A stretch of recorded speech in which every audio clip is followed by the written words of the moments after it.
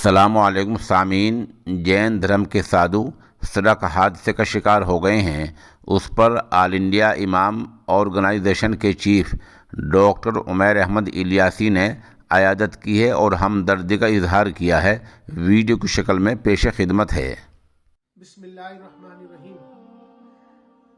आज मुझे हमारे बहुत प्रिय दिगंबर जैन समाज के अध्यक्ष श्री मणिंद्र जैन जी से ये सूचना प्राप्त हुई कि आज हमारे दो बड़े गुरुजन, बड़े संत जो कि करावली से गुजर रहे थे, तो एक कार एक्सीडेंट से दो गुरुओं का एक्सीडेंट हुआ और उसमें जो हमारे गुरु जी श्री मुनि सुखमाल जी महाराज और मुनि शुद्ध सागर जी महाराज जो कि करावली से जा रहे थे, तो रास्ते में एक कार एक्सीडेंट से उनका बहुत बड़ा एक्सीडेंट हुआ। मैं आपको इस दुख की घड़ी में मैं सभी संतों के साथ हूं। अपनी संवेदना, अपना दुख आपके सामने प्रकट कर रहा हूं। आप सभी जानते हैं कि जो दिगंबर संत होते हैं बहुत कठोर तपस्या करते हैं, बहुत तपस्वी होते हैं। वो नग्न अवस्था में रहते हैं। उनका पूरा जीवन देश के लिए, समाज के लिए और मानवता के लिए अपने जीवन को समर्पित कर देते हैं। आपको मैं एक बात बता दूं कि आज सर्दी का मौसम चल रहा है और कड़ाके की सर्दी चल रही है।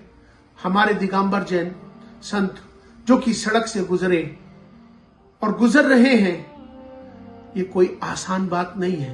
ये तपस्या बहुत कठिन तपस्या है। जिस तरह से चाहे वो दिगंबर हो, चाहे श्वेतांबर जैन मुनि हो, सब लोग नंगे पैर चलते हैं,